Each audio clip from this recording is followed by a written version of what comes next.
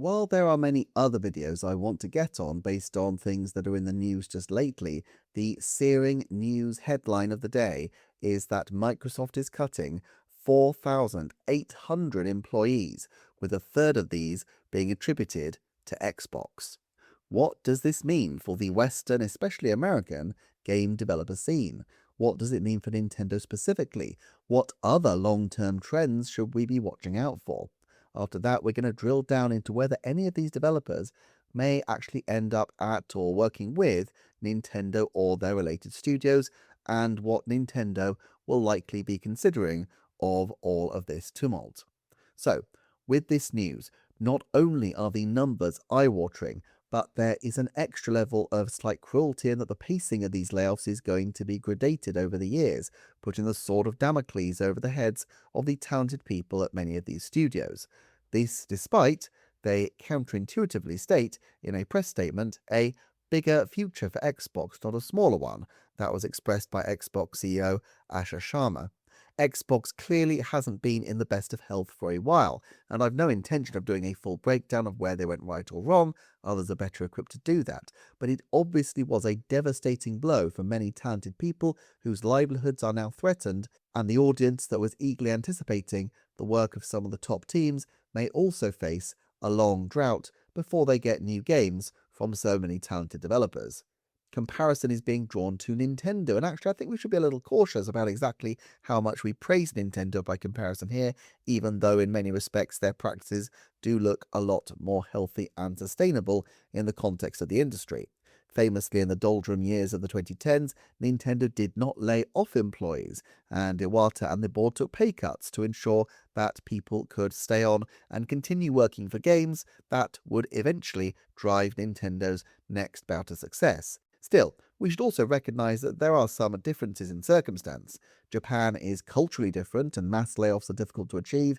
They have other ways to isolate people that the corporate top brass do not see a future for, which are in their own ways quite cruel. And though there's no evidence that Nintendo has gone down these routes, my recent deep dive into Nintendo retirements showing that they pivot the kinds of work offered to people from the age of about 50 onwards gives them plenty of opportunity to what we would see as in the West as managing people out if they so required. I've covered in a previous video how retro studios also seemed to essentially wither on the vine during the mid-2010s to the point where there was a lot of skepticism about whether they could even mount a game like Metroid Prime Remastered in 2018, a new version of a game that they had already made after all. The fact is, though, Nintendo's biggest problem hasn't been layoffs, but growth, and specifically growing at the required rate while at a sustainable way.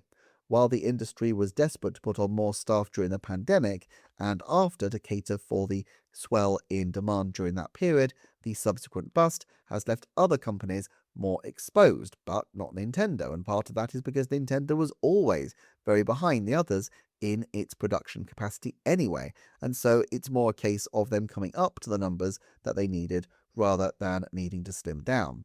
Nevertheless, when Nintendo has made acquisitions, they tend to flow from long-standing business partnerships and friendships. Their long-time friendship with John Schappert led to the acquisition of Shiver. Monolith Soft was founded on favorable terms with the creators to provide the talented group a level of freedom that they simply never had when they were at Bandai Namco. Next Level Games was acquired to ensure the stability of the studio as some of the founders were seeking to step back, but that group already had a decade of being Nintendo exclusive under their belt and years more working on Nintendo projects besides. There are also plenty of major stars in the Nintendo development cosmos who are not owned even though they're hugely reliant on Nintendo, notably HAL Laboratory and Intelligent Systems. Far from taking a punt, Nintendo are very cautious in their approaches to their game developer relationships and usually prefer to leverage an existing relationship over developing new ones too quickly. Therefore, I imagine a lot of people will be bending the ears of their contacts at Nintendo in the coming days and weeks, but my guess is that Nintendo are likely to be rather unmoved by these communiques. After all, from their corporate perspective, there are some facts of life to consider. Firstly, thousands of talented game developers will be flooding the market. not only from Xbox, but also from the support studios that relied on Microsoft contracts that now may end up being broken from the studios planning to hire, who will now institute a freeze because of concerns of a rocky road ahead, and particularly because of the laws of supply and demand. With more developers on the job market, competition for those top jobs and contracts will be higher than ever, and this makes it a buyer's market, and so wages are likely to be suppressed for a time. There's also the risk that this process only accelerates because if Microsoft are indeed banking on a bigger future for Xbox, they need to be able to manage with smaller staffs. That means discovering efficiencies and new technologies which could spread fast and indeed amplify future layoffs. While there are different ways that this could come, obviously given Sharma's background at Microsoft with artificial intelligence, it stands to reason that they might look to at least try and leverage generative AI in a big way. I don't think this is in Nintendo's interest to pursue, however. Furukawa recently noted on AI that as well as copyright implications, there were processing limitations which did tend to suggest that his concern was more legal and technological rather than strictly ethical, but as I keep saying, Nintendo sees itself as very rooted in Kyoto, specifically in the tradition of the artisans passing skills down from generation to generation, and it's difficult to see how this is served by any significant exploration of artificial intelligence.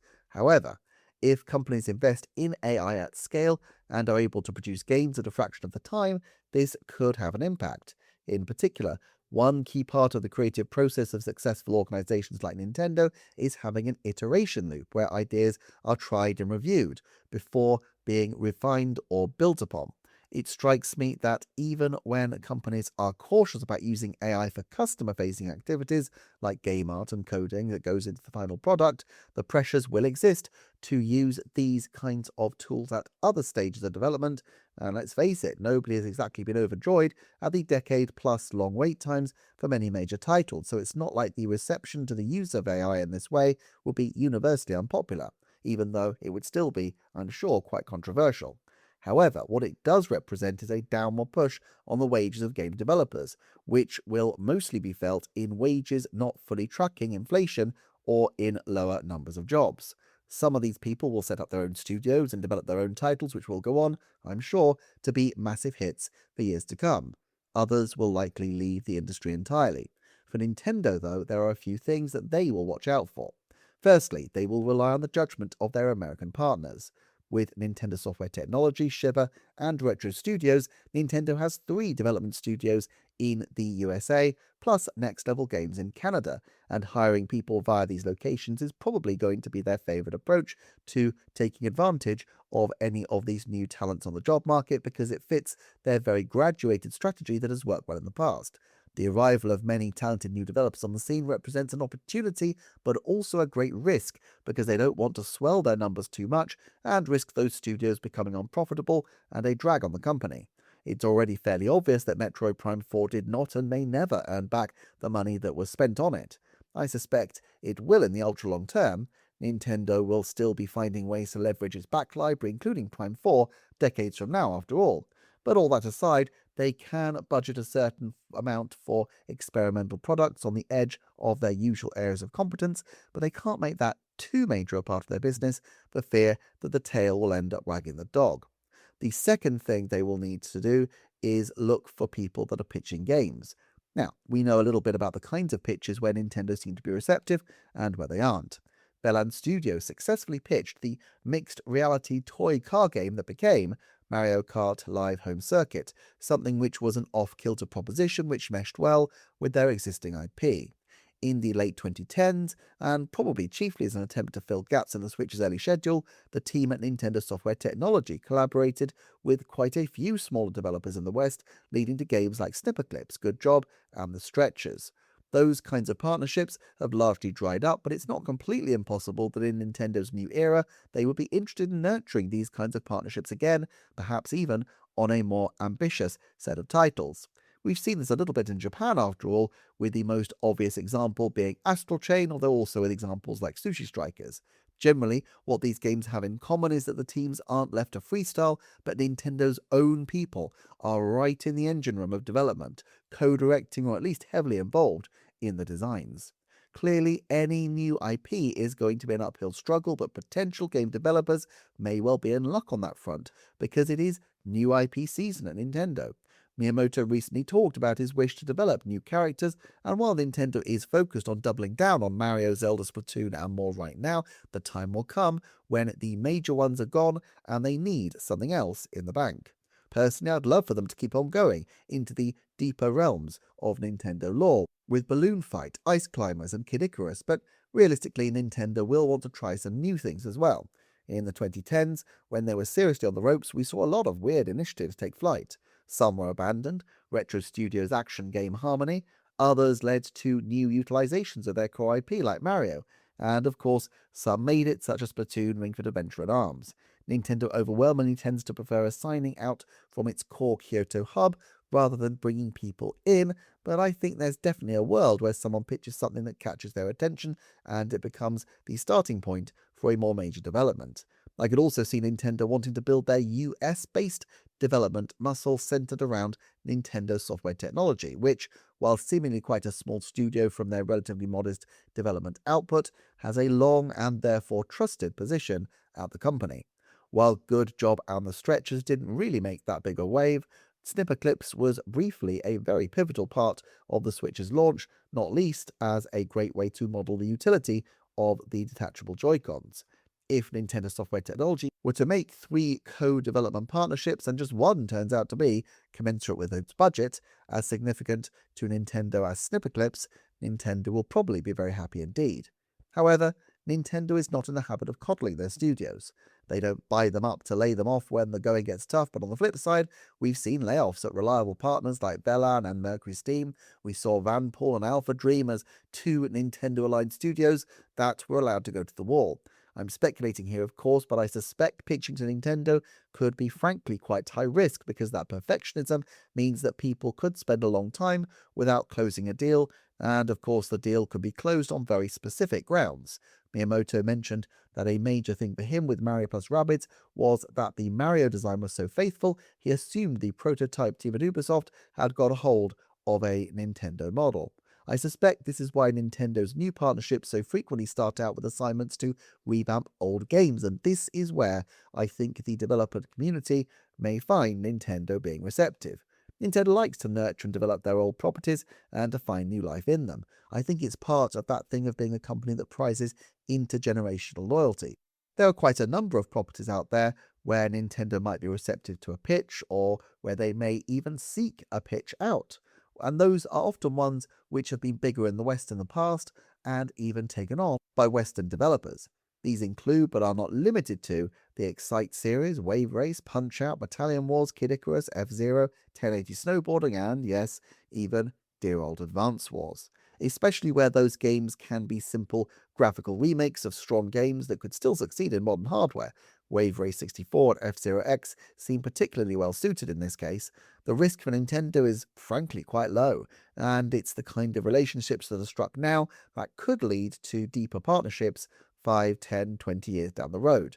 That's not even to say that the more revered properties don't have a shot. Nintendo have shown interest in multiple properties with Western appeal going to more Western studios, hence we saw Luigi's Mansion and Donkey Kong head aboard multiple times. One of the properties with quite a big difference in presence between its sales in Japan and with the rest of the world is actually The Legend of Zelda. And we've already seen the Australian developers at Tantalus get a crack at Zelda with the HD versions of Twilight Princess and Skyward Sword. In that case, the developers were in broadly similar time zones to the Kyoto head office, and whether Nintendo would feel as comfortable with foreign developers working on such a critical property if they were some distance away remains to be seen. But it strikes me that one way or another, Nintendo need to find a way to increase their pipeline of Zelda content if they are going to try to pivot it into the big time in the follow-up to the film. If they had an initiative at Nintendo HQ to do something with Zelda that fit better with Western game mechanics perhaps, let's say a Zelda Battle Royale or a game with a branching set of narrative paths, then I could see a splinter group at EPD3 interviewing potential Western partners with pedigree in their field, although of course this still doesn't necessarily solve for Nintendo the problem that they want these games to be Nintendo games created with a Nintendo philosophy, and that while it's good to court outside opinion and experience, and you can see they did this, for example, with Metroid Prime 4, bringing on a lot of people with experience of games like Halo, fundamentally, they don't want to simply copy what's on the market, but they want to create something that is distinctive of their own. That kind of culture mesh is rare and takes time to develop, and for that reason, I think Nintendo will be moving at their own pace. The emergence of favourable market conditions from their perspective will be taken into account, but fundamentally, I think they're going to move cautiously, and it will probably be many, many years before we learn that actually some of these people who at this point in time have had some very bad news might well still land on their feet in Nintendo-aligned studios or projects. At any rate, thanks everyone for watching, thanks to the Patreon backers of the channel, and I'll see you next time for another Nintendo Forecast.